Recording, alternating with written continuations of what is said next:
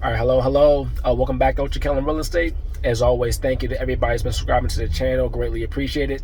To get right into it, so for this quick video, eager tenants. So what I mean by eager tenants is people who are eager to move into your property and disturbingly eager. And so, this may come across as being judgmental, but that's one of the things you have to look at when you're a landlord. You have to be judgmental. You have to look at how people are and their characteristics before you let them move into your property, because if they had issues for whatever reason at their old property, 9 times out of 10, they're going to bring those issues into your property next.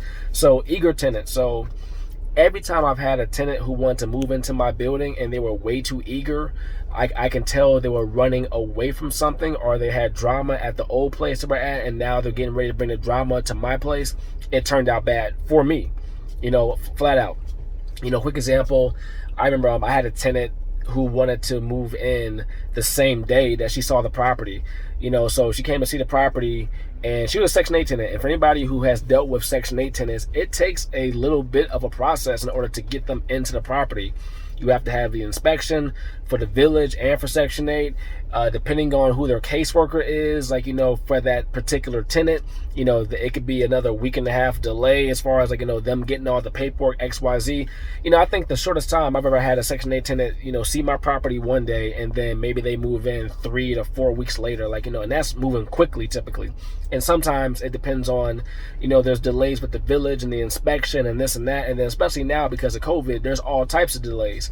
So I have this tenant, she comes, well, at that time she was a prospective tenant, and she comes to see my property, and she asked me oh my God, can I move in tonight? And I'm like, no, you can't move in tonight. Like, what are you talking about? You can't move in tonight.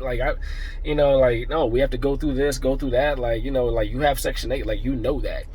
And now that I look back on it, I probably overlooked some things that I maybe did not think were red flags back then, but now I realize are red flags. When somebody is too eager to move in because they're coming from a bad situation and now they're about to make your situation even worse. Now, is this always true? Of course not. Somebody could really be eager to move in because maybe they are coming from a bad situation, but maybe they won't guaranteed make your apartment worse or anything like that.